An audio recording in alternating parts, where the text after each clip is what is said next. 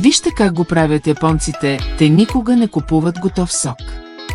Този блендер може да обработва не само различни плодови и зеленчукови сокове, но и много други видове сокове. С този блендер са необходими само 5 секунди, за да се смесят бързо всички съставки, което води до гладка, кремообразна текстура без бучки. Горещо препоръчвам.